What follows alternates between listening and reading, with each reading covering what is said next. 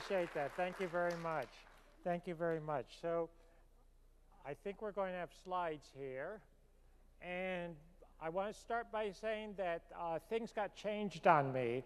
Apparently at the last minute, there were problems with the website, or I don't know what.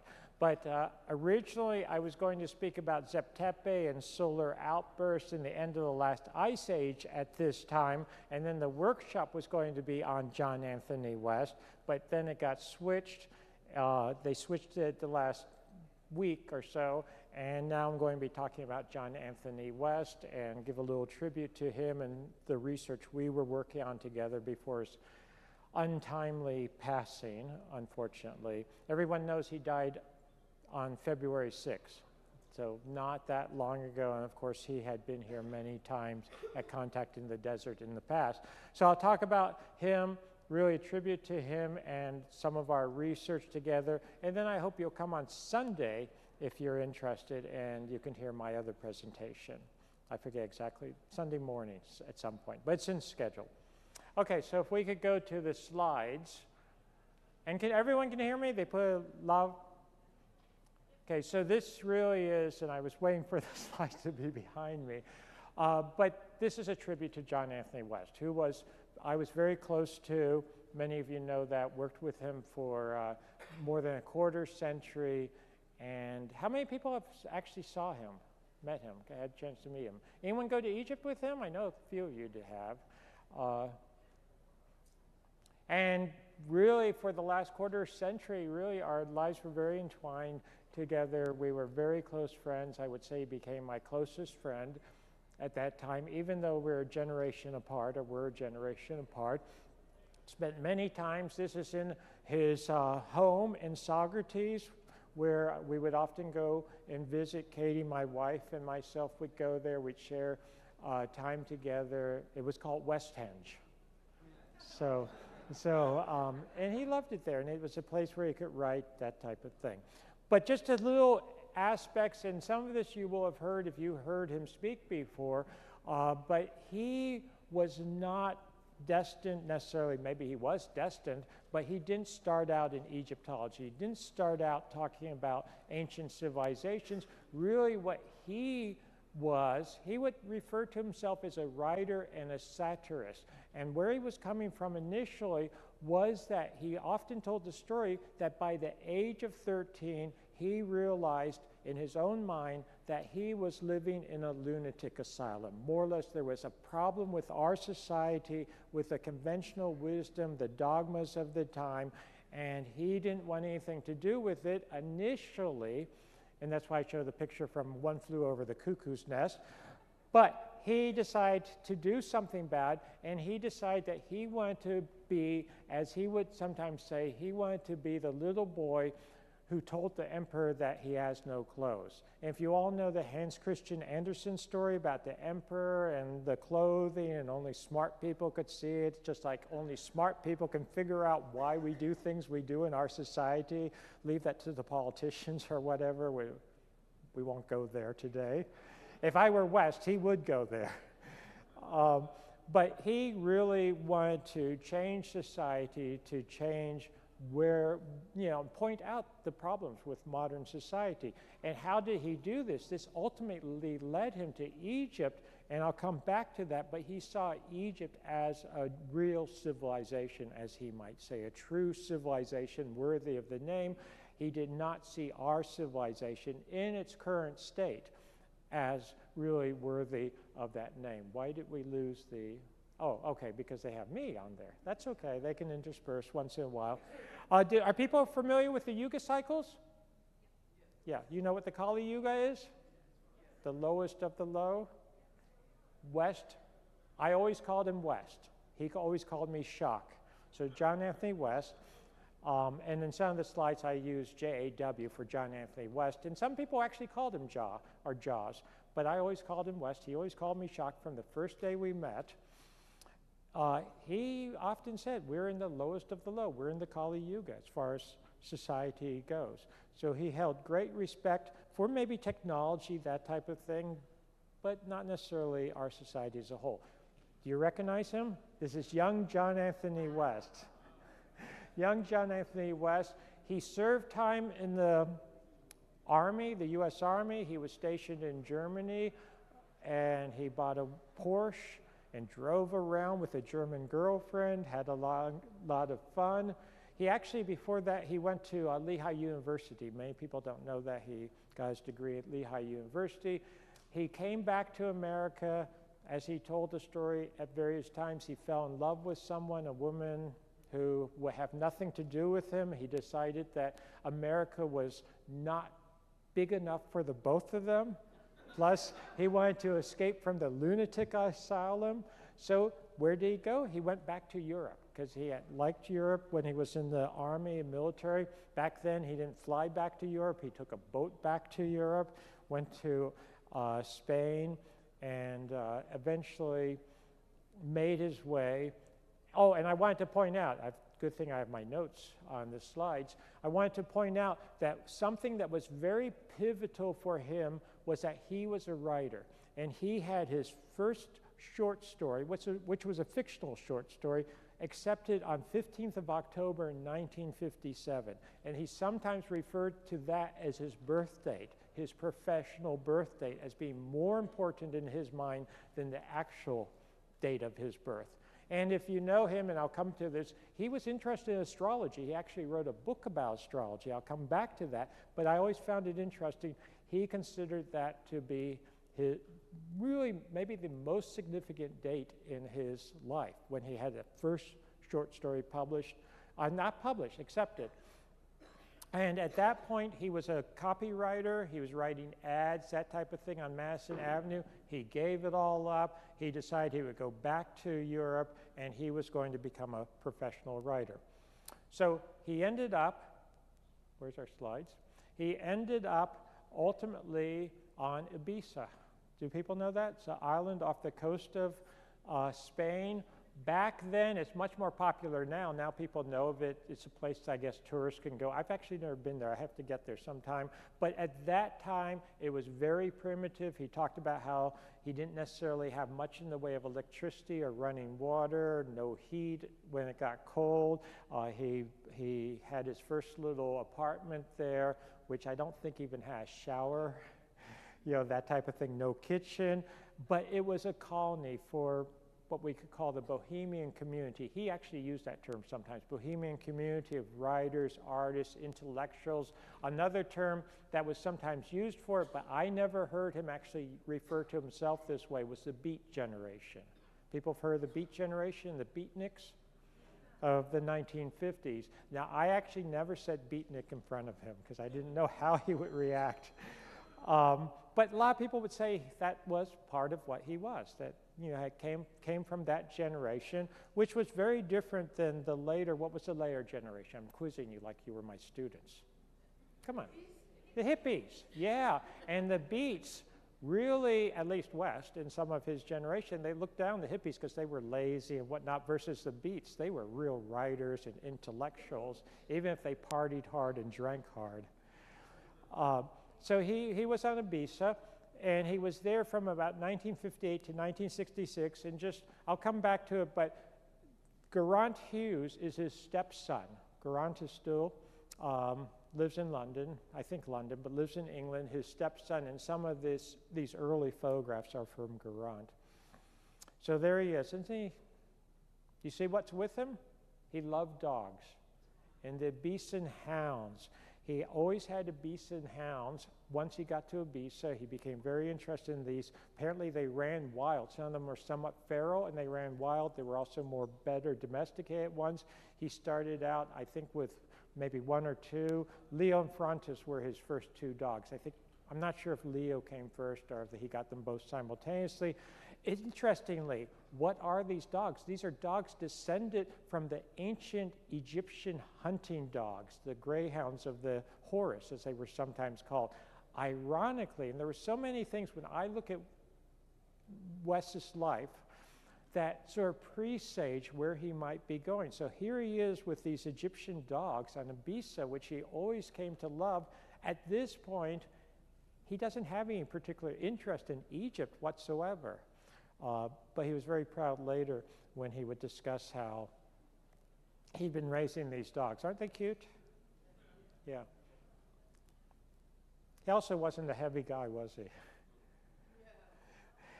He brought in a Morris Cowley in 1926 he and a friend of his got this apparently in London, drove it down to Barcelona, took it on a boat to Ibiza. The way he described it was one of the few cars at the time on the island. So, I mean, he was really, you know, in good shape, elite there with a vehicle on the island. And he is with Frontis, one of the dogs. And in 1958, while he's on the island, I show this to you. He was told me so many times he was very proud of this. His first publication. Do you see it listed there? Where is it? Yeah, on the left side you can see it. Journey to Moonhowler's Isle by John Anthony West. And this was his first in-print, genuine where is it? There you go. In-print publication. And this is in something that at the time was very popular.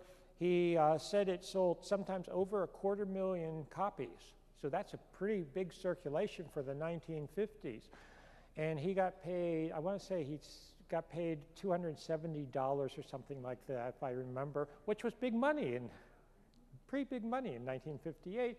And this was something where they would have, I don't know, hundreds or thousands of submissions. So for him to get through, to make it, it's not the same. I'm not, you know, it's a different world now. Nowadays, can anyone put up a blog and call themselves a writer? But here he was really a writer, published, very, very, very proud of that.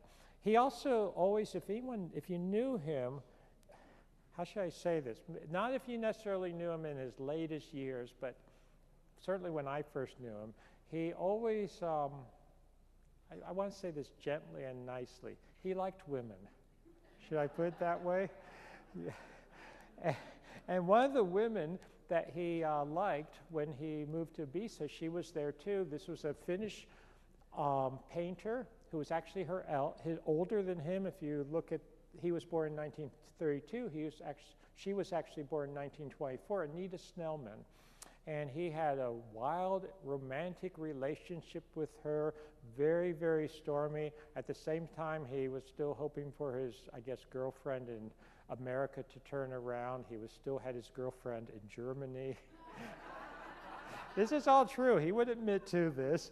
But he had a very passionate relationship with Anita Snellman, who was, to this day, if you look her up, apparently she's a quite famous Finnish painter and very accomplished. She had even been very accomplished at that time when he first knew her. She had had a number of one-woman shows, that type of thing. At one point, he got very sick in Ibiza, and she spent, I think, a couple of months nursing him back to health, even as she was very interested in men, should we say. I mean, they both shared certain things. And eventually, they split up. But she was the model for one of the characters in his first novel, Osborne's Army. This is part of the crowd he was with. Do you recognize him? He's with the beard and glasses, the second from the right. And on the far right, I'll point out Jan Gerhard Tunder. He's going to come back to us because one of his early books, the first edition of The Case for Astrology, was written by was co-authored, I should say, by the Dutch author that you see on the end there, Tunder. This is West's first book, Call Out the Militia, and this came out in 1961 in the UK, then in 1963 in America, while he's still on Ibiza. So now he's really a writer, right? He has a book out, not just short stories. And if you see, do you see the portrait on the back of it? This was by another very close person to him, Alan Schmier, who's also deceased now, famous, you know, moderately famous at least, I would say. Some people would say very famous painter and artist who, they were all, you know, artists on Ibiza, whether they were writers or visual artists or sculptors, that type of thing. This is Osborne's Army, which he wrote And if you want to know what it was like on Ibiza, he was very clear later in life that this is essentially portraits of at least parts of Ibiza. This is actually set in the Caribbean, but it was much inspired by his time. And it came out just as he was leaving the island. I mentioned Anita Schnellman. I thought this was interesting. This is his description of her under the name of Janine, who was a character in his novel. And it gives you a sense of one aspect of West. So I thought I'd read it quickly. Slender, so this is describing his character, which he admitted decades later was based exactly on her and his relationship. Slender, exquisitely proportioned, as delicately and finely muscled as a Siamese cat, her ash blonde hair, cropped close, shines silkily, and her eyes, china blue like a Siamese cat's, can be bright with gaiety, fierce with passion, tearful with pity, never tender.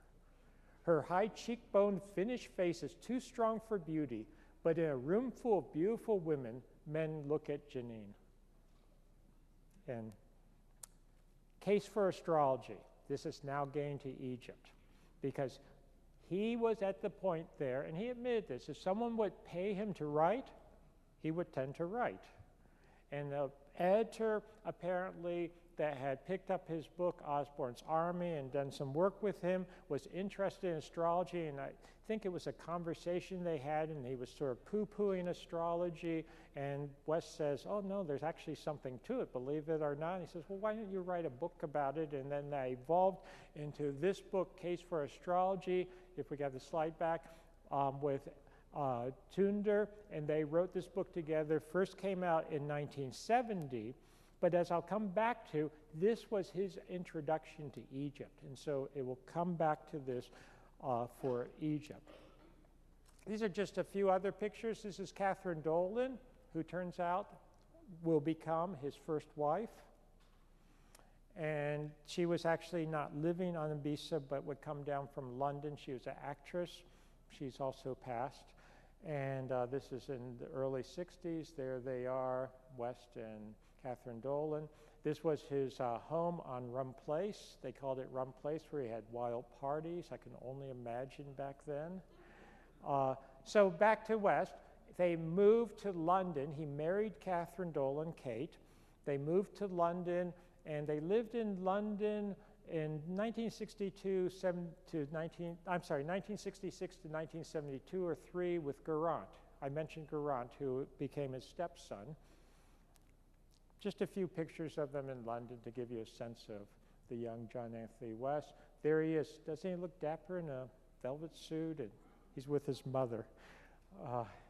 And there he is eating and with his friends and with his, I guess, yeah, they're married at that point, I think. And she was an actress. She is in one of his costumes. And at this time, he got into, do people know who Gurdjieff was? Yeah, Gurdjieff. He became a Gurdjieffian. If you knew West, he was very proud. One of the most influential things on him, or for him, was the Gurdjieff studies. He was very involved in Gurdjieff studies. I'm not going to get a lot into Gurdjieff now, but it was in his London years that he really got involved in Gurdjieff. And he would say that he, West, had realized we live in this lunatic asylum. He saw in Gurdjieff someone else who realized the same thing, that there were all these problems with modern society, and I think a lot of us at this conference may think that too, but that Gurdjieff, West used to say, Gurdjieff had figured out how to survive in the lunatic asylum. So he felt that he was open to Gurdjieff, and Gurdjieff, through Gurdjieff's teachings, through Gurdjieff's discussions, of course he never knew him personally, he learned to be able to cope with the lunatic asylum. Some of West's favorite paraphrases of Gurdjieff, I used to hear this one all the time. He said, use everything. More or less, even when bad things seem to happen to you, take it to your advantage. He once said to me, oh, I'm a writer. No matter what happens to me, it's material for my writing. Yeah. Don't let others push your buttons. More or less, don't let others control you emotionally. And then he used to paraphrase Gurdjieff, either do something that no one has ever done before, or just stay in school and do nothing. More or less, if you just go with the flow, if you just go with what everyone else says, you never think an original thought. It doesn't matter. And yeah, he was very down on schools and public education. So as I said, it was during his London years that the Case for Astrology was first published. And it was research for this book, it was in researching this book that he came to know of someone that you've already heard. I think you heard the name mentioned, I'm not sure. If Alan did, where's Alan? I don't know. If he mentioned the name, but he got to know, John Anthony West got to know of the work of Schwaller de Lubitsch. Because Schwaller de Lubitsch was an alchemist, practicing alchemist. He was a great Egyptologist, but very unconventional. He talked about how astrology had been predominant in Egypt, unlike what the conventional Egyptologists say, and this really changed West's life. This was a pivotal point for John Anthony West, getting involved with Gurdjieff. Gurdjieff changed his life too, but even more Schwaller, I would say, changed his life. And really got him going down a path, which is the reason most of you would even know about John Anthony West, because of his Egypt work, am I right? I mean, how many people have read Osborne's Army? No, I'm not making fun of it, but you might now, right? It's out of print, but you can still find it, I suppose. They were in London, he and Kate, his wife at the time. They actually moved to Wales, southern Wales, and he often talked about how they were in this leaky farmhouse. There he is, circa 73, 74, as typewriter, typing, working away. What is he working on? He's working on his magnus opus that's still in print, and maybe some of you have seen it, read it, Serpent in the Sky. Has anyone? Yeah. That's what he's reading about. He often told me about how he would be working on it as the rain would sometimes pour in, because it's very rainy in Wales, and the roof would leak, and they didn't have proper plumbing or electricity, etc. He worked on it, worked away. That's just a picture of them in the farmhouse in Wales after they fixed up some. So he lived there. Eventually, he broke up with Catherine Dolan, who he's married to. They parted ways in the late 1970s, 76, 77, somewhere in there. He came back to America. I'm fast forwarding here for a second. He came back to America, lived in upstate New York. This is where he lived. And he married, who I know very well, Katie and I know very well, Celesta Kramer, and has 2 children by Celesta, who are young adults now. To me, young adults, they wouldn't maybe want to be called that, adults. Zeke on the right and Zoe on the left. And some of you may have met them or know them. I've had a very nice time traveling in the past with Zeke and John Anthony West before he passed in Egypt, that type of thing. So, and this is a picture of Geraint, his stepson, who he remained very, very close to the very end of his life. So, West put out in the late 70s, early 80s, Serpent in the Sky came out, original edition, 1979. 1985, have people heard of The Traveler's Key to Ancient Egypt? It's really a Schwallerian view of ancient Egypt. If you want to travel through Egypt and get a Schwallerian sense of it, you can try to do it by following the key, or you could come with me. I'll come back to that. I'm not pushing it, but I actually did. People know that he would then give tours to Egypt. He started doing tours to Egypt in the 1980s. He was doing that right up to the end, and when he got sick, and they had one tour that finally he could not do, and I'll say it now, I led it in his stead. You know, I don't want to say pretending to be him, but people had already been signed up. The family didn't want to lose the money, and he had trained me well, shall we say, to do it.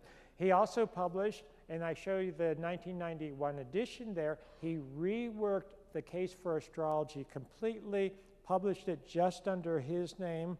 It's a very different book, and that came out in 1991. And the case for astrology is interesting because ultimately it's not really about astrology per se. Yes, it discusses a lot of astrology, but it's not a manual for astrology. It's talking really about some of the scientific evidence that supports correlations, number one, and number two, the implications of astrology. And it encompassed a lot of his own philosophy and worldview. And I want to give you a couple of quotes from it because these are important. He loved Egypt, there's no question about it. But I would not classify him as an Egyptophile. You know what I mean by Egyptophile? Someone loves Egypt and their whole house is decorated with Egyptian motifs, and I'm not saying that's a bad thing at all, but that's not necessarily where he was coming from. Yes, he had lots of Egyptian stuff, but he actually was drawn to Egypt for something else, another reason. I want to give this quote. This is from Case for Astrology. Quote, this is from West. A universe in which consciousness, meaning, and order are written into the fabric of creation. This is what he presupposed. This is what he believed in. So he believed in a universe in which consciousness, meaning, and order are written into the fabric of its creation, as all traditional religions and societies have always insisted. And in this universe, on this particular planet, humanity has been placed for a reason, with unique privileges and unique responsibilities. He would chide against, he would rile against people who said that life was meaningless, that the universe was meaningless, that it was all a big mistake or just, you know, coincidence or random. He hated Darwinian evolution as, you know, just random roll of the dice type thing. Continuing quote from him, again from Case for Astrology, if we believe that the universe, let me start over. If we believe that the universe is a conscious creation and that humanity is on earth for a purpose, then whatever serves that purpose is practical. Whatever does not serve that purpose is at best a waste of time, at worst evil. So in many cases, he would rile against certain aspects of modern technology as basically not necessarily great or even distracting from the purpose of humanity. Knowledge of that purpose is science, sacred science. There cannot be the slightest doubt that this science of order, purpose, meaning, and the transformation of the carnal or material to the spiritual was what once prevailed on earth. For civilization to be worthy of the name, it must be based upon a sacred science. Through the efforts of a number of brilliant scholars over the past couple of centuries, key elements of the lost sacred science have been recovered, have been rediscovered or reformulated. And I would put West, John Anthony West, in that category of those who were rediscovering, reformulating the sacred science, which was also a term that Schwaller used. He used it in French, but the equivalent. And then to continue, the sacred science provided those who understood its laws and guidelines for carrying out the preordained responsibilities that inner transformation of the carnal, material, and merely rational beings they were by birth into the spiritual beings we all are by birthright. So basically, his theme was that we are born into, we've been placed into this material world, but that we can rise to a higher spiritual level. Does that make sense? Yeah. Yes. And he found in ancient Egypt what he believed was a civilization that understood these basic principles. Not to say that the ancient Egyptians were always good and moral and ethical. Yes, they had their wars, they had their problems, but as a whole, as a civilization as a whole, he felt that he had found a civilization, and he wasn't looking for it being ancient or modern, but he had found a civilization that encompassed many of these values. So I want to show you very quickly a little video clip where he talks about some of this in his own words, and then we'll continue.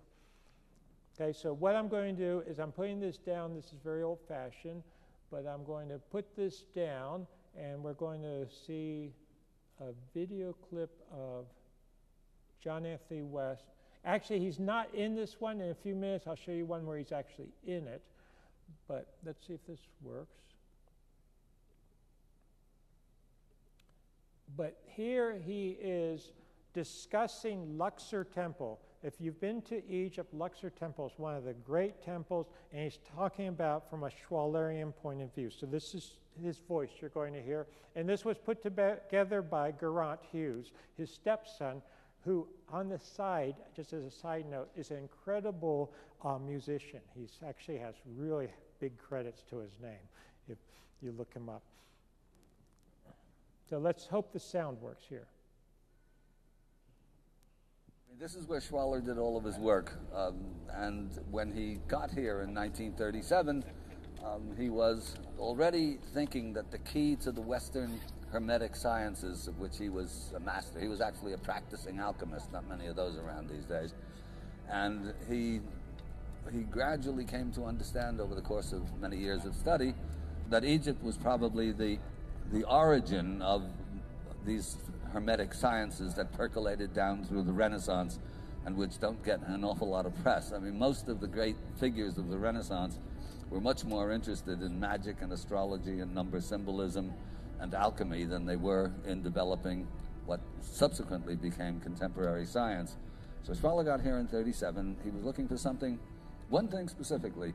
He was looking to see if the Egyptians knew about the golden section, Phi.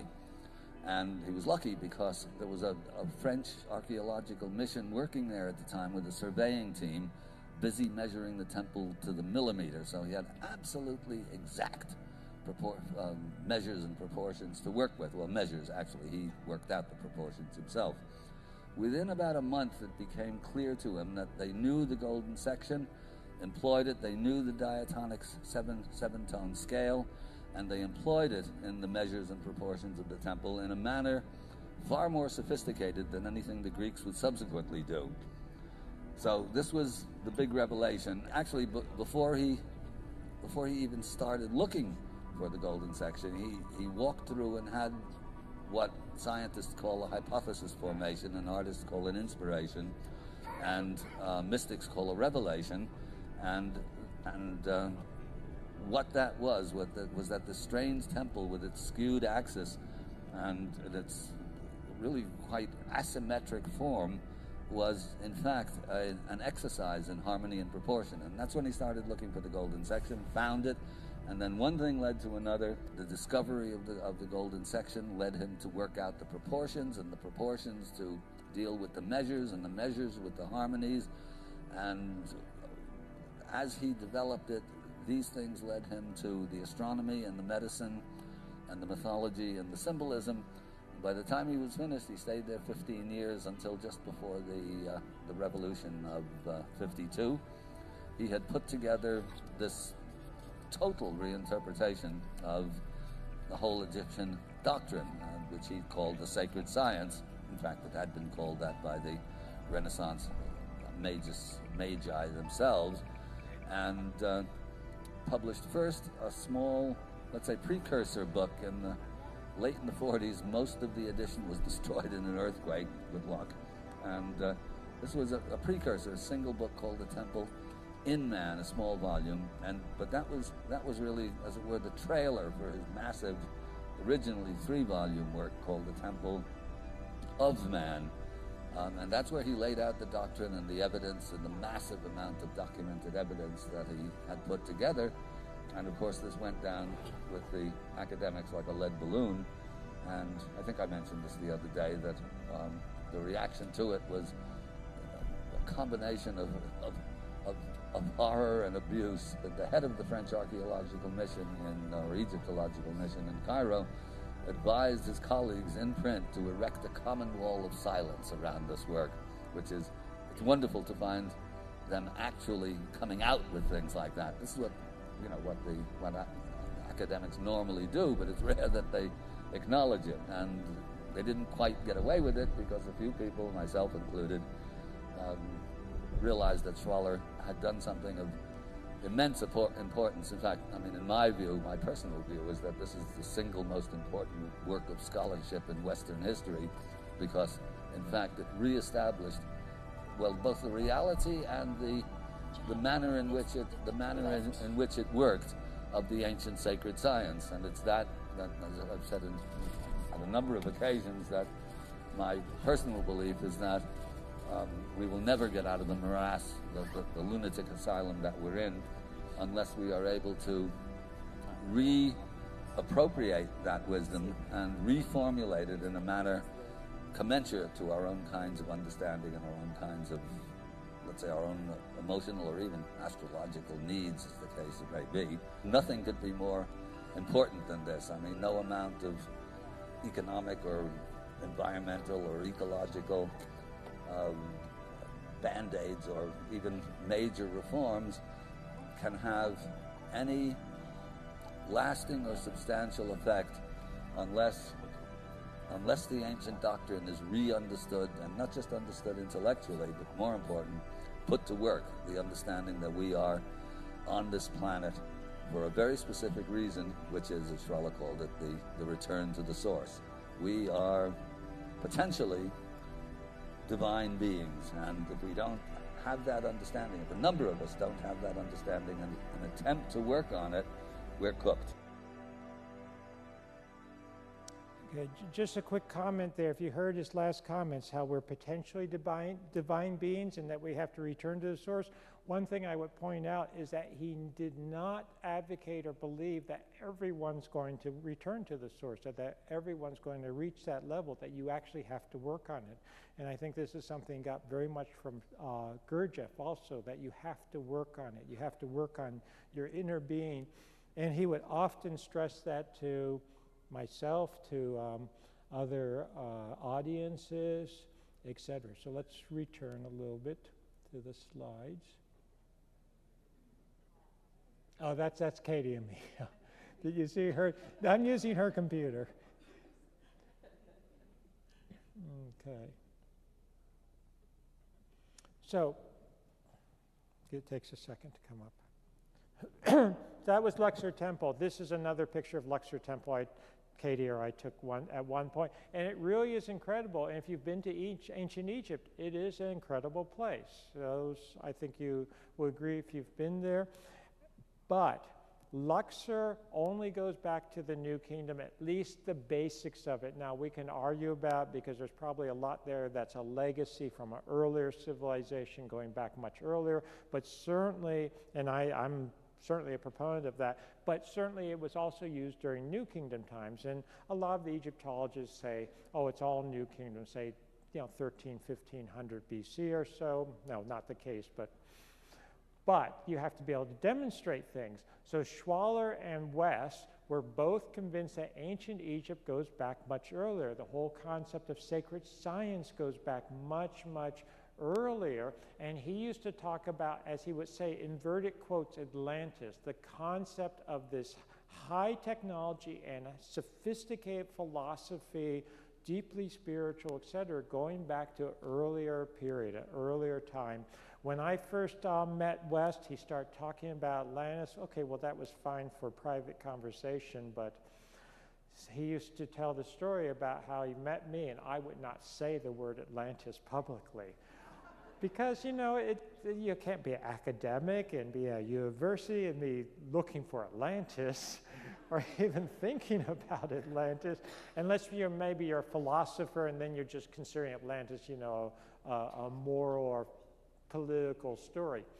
But in a single line in Schwaller, and this is really what got West changed his life. I told you Schwaller changed his life. In many ways, it was one piece of evidence that really changed his life. And this is the way West put it in Traveler's Key to Ancient Egypt in its 85 edition. So it's this type of thinking that he was involved with when I first met him, because I first met him about this time. And he wrote, Schwaller de Lubitsch observed that, in his opinion, the dramatically severe erosion on the body of the Great Sphinx could not be the result of wind and sand, as is universally assumed, more or less by the Egyptologists, but was rather the result of water. Geologists agree that in the not-so-distant past, Egypt was subjected to severe flooding. This period is usually held to coincide with the melting of the ice from the last ice age circa 15 8,000 to 10,000 BCE. So this is the core of the redating of the Great Sphinx. And he's talking about this. He talks about briefly in Serpent in the Sky in 1979. He mentions it in Traveler's Key to Ancient Egypt in 1985. And it's at this time that he's searching for a geologist to really evaluate the nature of the weathering, the erosion on the Great Sphinx. Guess who he finds? And that was through a mutual colleague at Boston University, because I was already teaching at Boston University at that point. I got to Boston University in 1984. There was a fellow named Robert Eddy who had taught at the American University in Cairo, if I got that right. He was an English professor, taught English, taught literature, that type of thing. And he had met John Anthony West. They had struck up some nice conversations. Robert Eddy, Dr. Eddy, knew about John Anthony West's work and thought it was very interesting, very intriguing, and had apparently said something to the effect that, you know, could he help somehow, someday? And that's how we got connected. So I'm going to show you, because I think it's sort of, it'll give you a sense. If you've not actually met John Anthony West, that type of thing, I have another little 5-minute video clip. This is from 2007. So that is almost 20 years after he and I got to know each other. So, but it's still, what, 11 years ago now. So younger me and John Anthony West in his prime. Actually, let me get this right. He once told me that he was in his prime when he turned 79. Is that right? Yeah, because 79 is a prime number. Did I get that right? Yeah. And he always promised me, and I won't hold this against him, he always promised me he'd live to at least 120, because we had so many more things to do, and it really is sad that he passed away when he did. Okay, so this is a little video clip of him introducing me, and he mentions how he first met me. And this was done at CPAC. This is really him introducing me as I was then going to give a presentation at the Conference for Precession and Ancient Knowledge, which is periodically held out west here. Sometimes it's held in I think Sedona is being held too, but it's organized by Walter Cruttenden, if you've heard of him, of the Binary Research Institute. I'm sorry? Binary Research Institute. Yeah, binary, what that's referring to is the concept that the sun, and this is an important concept, that the sun has a companion, that we're a binary system and we're actually two stars orbiting around a central point of mass. Now that other star, you don't necessarily see it because it could be a dark star, or some people suspect it could be what? Sirius. Yeah, it could be Sirius, or it could be a dwarf star. So there's a lot of questions about this, but that has to do with precessional cycles and what may be causing that, and what may be causing different cycles, including cycles of humanity on Earth. So Walter Cruttenden is coming from that. And John Anthony West and myself were both regular speakers at this conference. And of course, John Anthony West spoke here too, a number of times. When I say here, you know, at Contact in the Desert. Okay, so let's take a look at this video clip. I'm going to bring it up.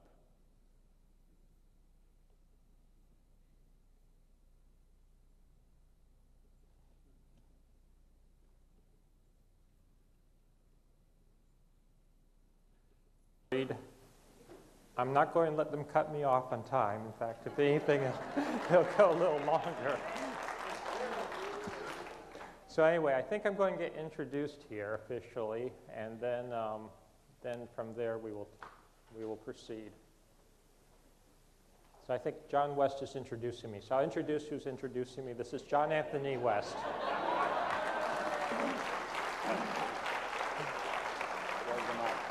I don't know. I've got one on here. I'll give you one. Okay. So. The only trouble is, it's his introduction to Robert goes back, what, now close on to 20 years, and introducing him correctly will take most of his time up, so I don't know if we'll be able to manage this now. But anyway, little potted history that I developed the Sphinx theory on the basis of the one single observation by the genius with the unpronounceable name, R.A. Schwaller, and developed it, and there it sat for years, 10 years, written into the serpent in the sky. And letters to geologists brought back either nothing or abuse. And one day I befriended a man named Robert Eddy, who was teaching English at Schoch University. And one day we got talking, and he said, you know, this symbolist theory is really interesting, and it should be more public. And I agreed.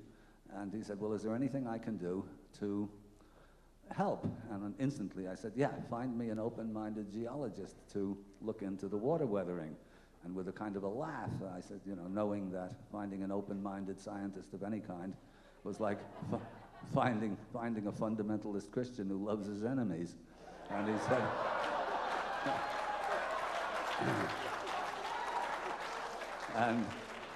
and Eddie said, wait a minute. I have a colleague of mine. He's young, but he's very highly credentialed, and he might be interested. So I said, okay, and I sent a raft of stuff off with him.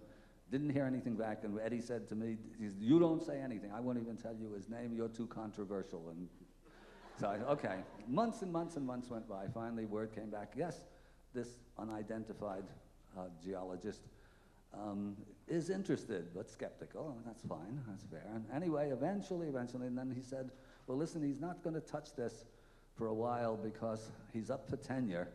And if,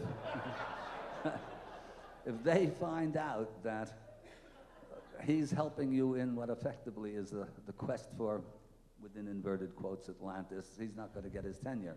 All of a sudden, there was shock that now he was up for tenure, and then we could move.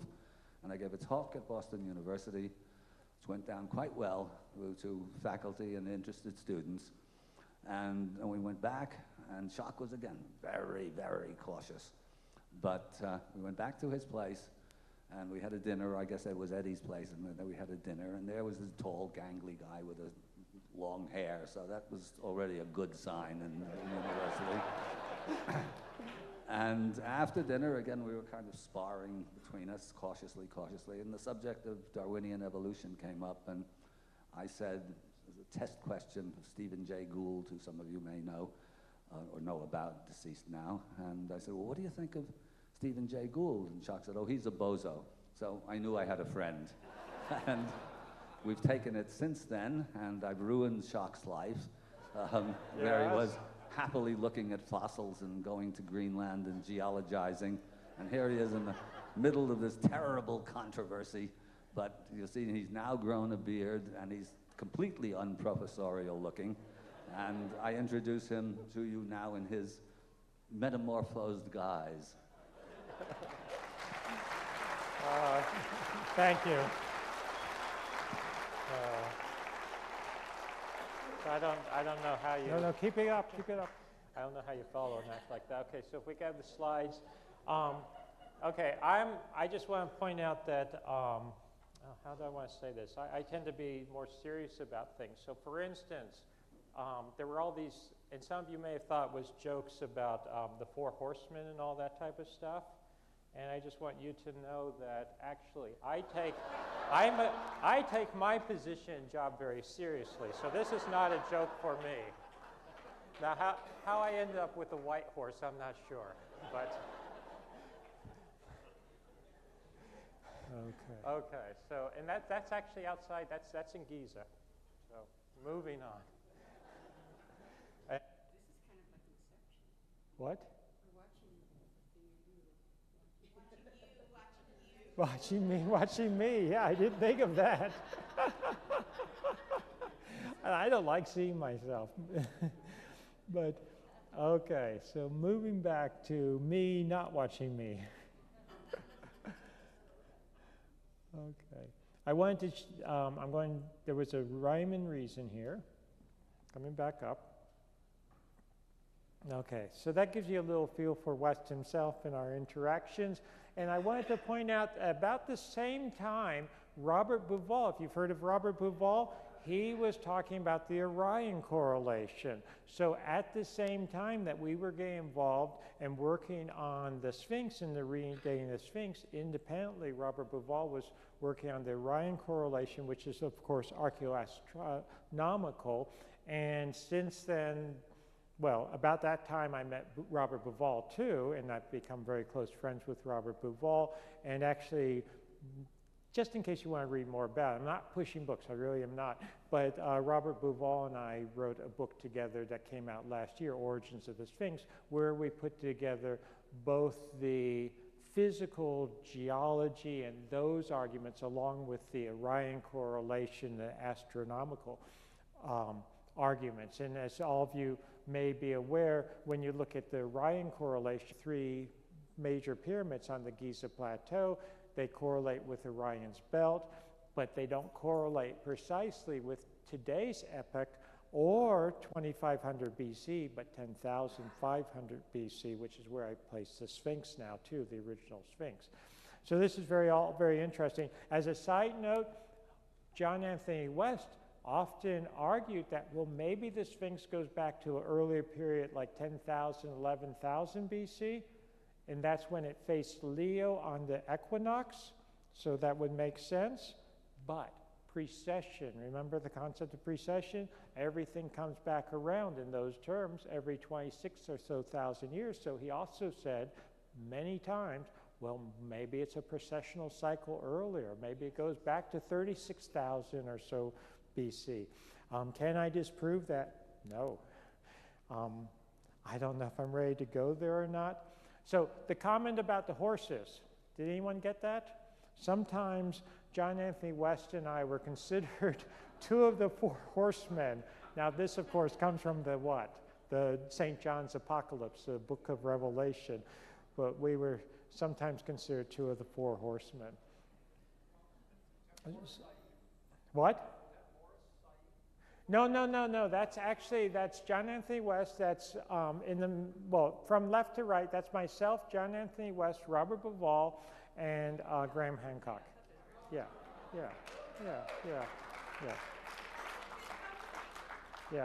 So we were the 4 horsemen. Well, Boris Said, if you know Boris Said was a very close friend of mine too, and he's of course passed, but he was the one that, and I'll come to it, instrumental in getting Mystery of the Sphinx made. Yeah.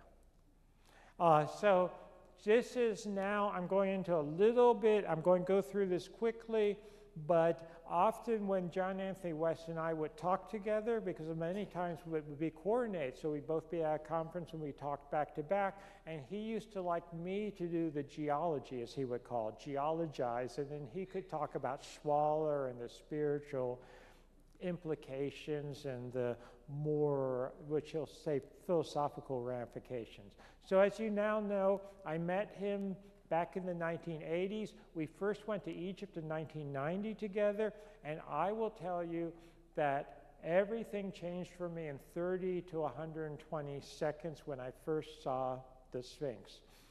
But going to Egypt for the first time, I was a faculty member. I'm still a faculty member. I am. But I was very steeped in the conventional wisdom, that type of thing. I was absolutely convinced, and I felt guilty about it, that I was just going to go over there and tell him how wrong he was and why he didn't know any geology, et cetera, and, you know, get a free trip to Egypt out of it, you know. But I knew within 30 to 120 seconds, probably the first 30 seconds, of going to see the Sphinx, there was something amiss. There was some problem. So we first went there. Oh, that's, can you see in the picture there? Can you see who's who? Yeah. I'm the one holding the pith helmet, and he's the one in the shorts and short sleeves. If I wore short sleeves and short pants, I would just, yeah. The Sphinx, of course, and there we are, young. I am taller than him. I was taller than him. I still am, yeah. Okay. But sometimes he would stand up on hills to make us look. We would joke about that. Traditional date for the rise of civilization is 3500 BC. This is where things stood when we first got involved in this together. 2500 BC is the traditional date for the carving de novo of the Sphinx. That is me standing by the paw of the Sphinx for scale. And there you can see where the Sphinx is located. Do you see the Sphinx circled there? Yeah, and this is the second pyramid, so this is east, that's north. The Sphinx sits due east of the second pyramid. And it sits in its own enclosure. So this is viewed from the north looking south. And I'll say it right now, does the head look a bit small? Yeah, it's not the original head. And to carve the body, they carved down into the bedrock. And this is very important for me. There's young me. That, I think, is the first trip I made with West. He presented me with that pith helmet, which I still have as, it was a great time. And this is one of my early photographs. And you can see this is weathering. Do you see the weathering and rolling, the vertical fissures? This is what said to me as a geologist right away there was a problem. There were two things I noticed right away. One was the weathering that's incompatible with Sahara conditions of the last 5,000 years. The second is that the head is too small for the body. People were preparing me, oh, you're going to have mystical revelations and be careful around the Sphinx. And I look at it and I say, the head's too small for the body.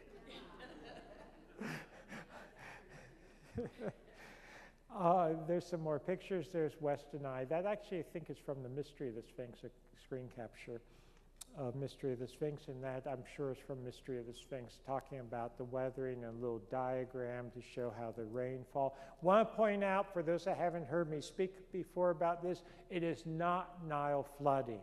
And I pointed out to West right away. Remember from the quote, he talked about floods. No, it's not floods in the sense of coming up from below. That would leave a very distinctive pattern geologically with very sharp undercutting, etc. This is from precipitation from rains coming down from above, from the torrential rains that we had at the end of the last ice age, which actually ties in with a further work that there was a major solar outburst. I'll talk about that in my next presentation, which put all kinds of water into the atmosphere because it melted the glaciers, it melted standing bodies of water. You put it into the atmosphere, it can only hold so much, so it comes down as torrential rains, and we see that in the geological record as well as with the Great Sphinx. Here is, again, young me. You can see young me, and that's actually one of my early photographs, I think from the first trip. These old photographs were not shot with digital cameras or iPhones. They were good old-fashioned black and white Kodak. I used to shoot in black and white film and also color slides. But that's showing what? The wind erosion. Do you see how it looks very different? So these were among the first clues. And there's a diagram, rain versus wind, And my initial analysis, or my initial, what's the word I want? I don't want to say guesstimation, estimation. Basically, I knew it had to go back before 3000 BC, geologically. I was trying to be very conservative and not push it too far back. I admit that at this point, but it had to go far enough back to have the level of erosion and weathering that we see. Everyone follow what I'm saying? So I was first saying it was maybe 5,000 to 7,000 BC. I'm now based both on the geological evidence and also supplementary evidence that it goes back to 10,000 BC or earlier. That's actually pre-end of the last ice age for the oldest portions, not the head. The head's been recarved. And we'll talk about that. And so this is one of my early diagrams. It has to go back to at least an earlier period. Here we have subsurface seismic testing. We did this with Thomas DeBecke. And if you notice, that's John Anthony West in the middle there. So this was some of the early work, early 1990s. Used a sledgehammer on a steel plate. It goes down to the ground and then reflects off, and you can get all kinds of information. We mentioned Boris Said. Do you recognize him there? That's Boris. That's Boris. who was instrumental in getting a lot of the practical work done. And something that's very important is that we found uneven surface weathering around the Sphinx. So you have much deeper weathering on 3 sides than you do in the back, and this is because the Sphinx was carved out, but then it was later worked on, recarved, refurbished, etc. So even at this early stage, I'm finding evidence of it being used and reused again. Everyone follow? And initially, oh, and also this was very important because this allowed me to calibrate how old the oldest portions are. If I had only the weathering profiles, I wouldn't be standing here talking about this maybe, because I wouldn't, in my own mind, think it was strong enough evidence. But to have the subsurface mineralogical changes and be able to calibrate those was very important, still is very important to me. Initially, the Sphinx was only carved down to this level in the back. And so this is an older surface. It was carved down much more deeply on the other 3 sides. Does everyone follow? And so initially it emerged from the bedrock, and that was something that we found very early on. This is John Anthony West, Thomas DeBecke, and Boris Said. And these are just, if you want to read more about this, I talk about it in both, and I talk about West and our work together in both these books. So my seismic data are the seismic data that Thomas DeBecke and I generated, confirmed the conclusion that the Sphinx goes back. I had that conservative estimate, and when I first presented this at the Geological Society of America with John Anthony West, we did a joint presentation. The geologists did criticize me, but how did they criticize me? Many of them said, if anything, your data actually indicates an older age than you're even suggesting, not younger. So they were agreeing with me, but saying it even extends back further, based especially on the subsurface seismic data. But they didn't realize how much trouble I was already getting into with the Egyptologists for suggesting it even goes back before 2500 BC at all. And again, tribute to West, I was not happy with the criticism. Guess who loved it? John Anthony West, because he loved the back and forth. He loved going after our critics. He would have no one, he said things that were not politically correct, shall we say, that type of thing.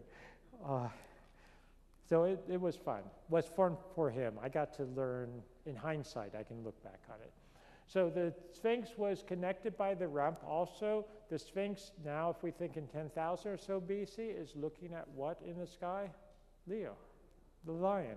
And we suggested very early on that the Sphinx might have been a lion originally, and we'll come back to that in a second.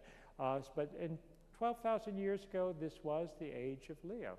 And John Anthony West was very interested, very proud of that this all seemed to correlate. But remember, he suggested it could even be what?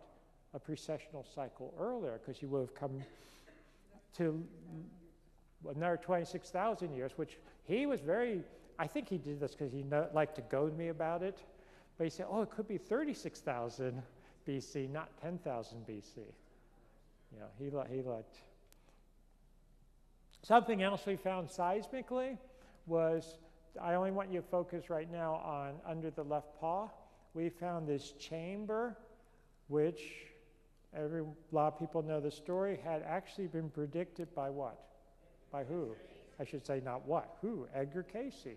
Edgar Cayce had actually predicted that there would be a, quote, hall of records, and this did not help me with my academic colleagues. Hall of Records of Atlantis, predicted by psychic Edgar Cayce, is found by Schoch.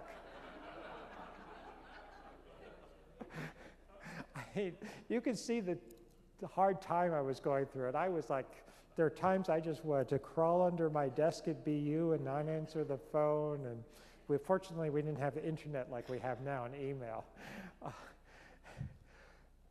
And the truth is, the truth is, I knew who Edgar Cayce was when I got into this, but I had no clue whatsoever that he had predicted a hall of records anywhere in the vicinity of the Sphinx, much less, according to certain interpretations, exactly where we found it.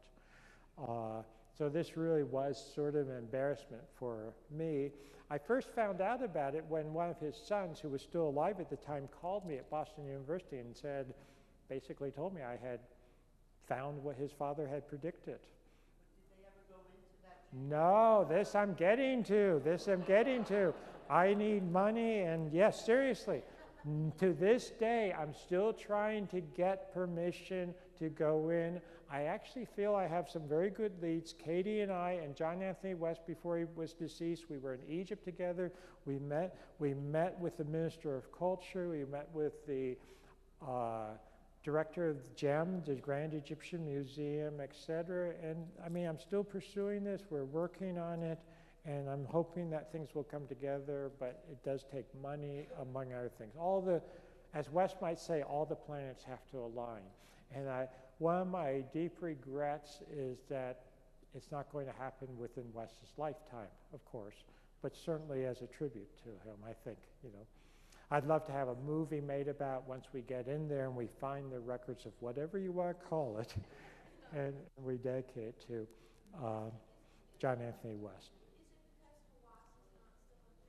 Yes, he's not so empowered now, and I think that's opening up things. And I think there's other things that are opening up. If you heard of scan pyramids, that's helping things. But then there was a backlash. If you heard about the big void, and some of the Egyptologists in particular don't want to accept that data, even though I've seen the data. It's very good.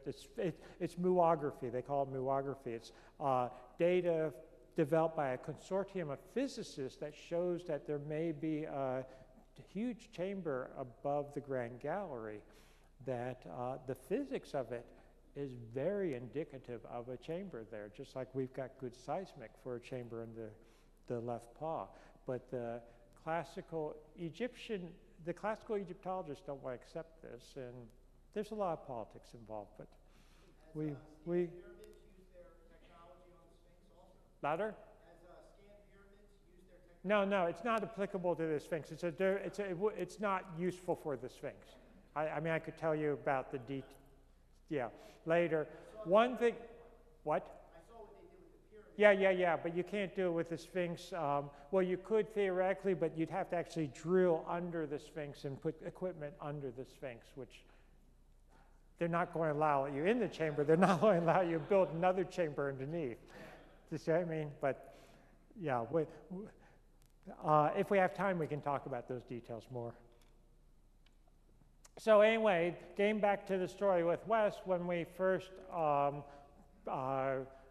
broke the news, mentioned at Geological Society of America, it actually did make headlines around the world. Wes was again very proud of this. Boris was very proud of this. This turned into the mystery of the Sphinx ultimately.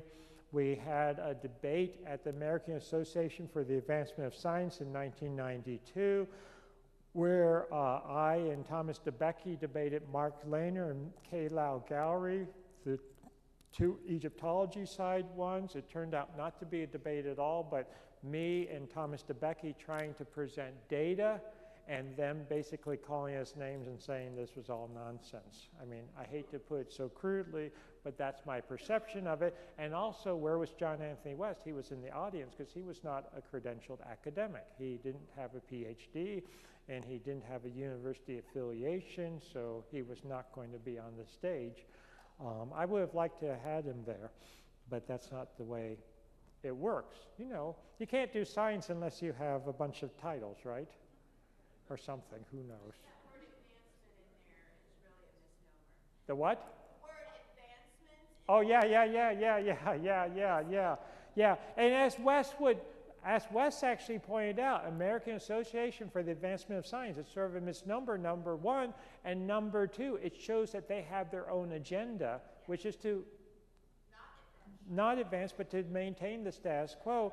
And it became very clear to me in hindsight that this, quote, debate was really to put West and I down and put us in our place and stop us from ever talking again, to just dismiss us. Yeah, and he realized that.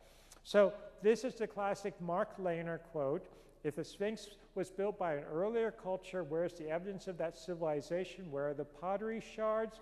People during that age were hunters and gatherers.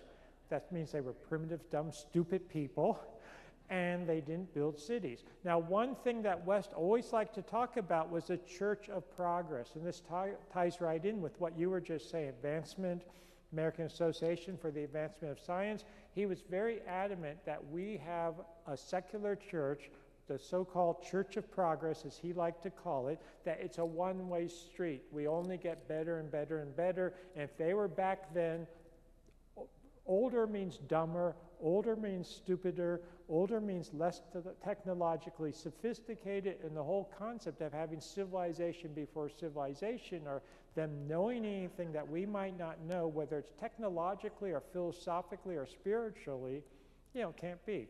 And it's self-evident, correct, that we are the most sophisticated civilization that's ever existed, with the greatest technology, the highest spiritual values, the greatest philosophical, see, you laugh. You're not supposed to do that. Not if you're part of the establishment, right? But, I think I've made West's point, and my point too, because I agree with him on that.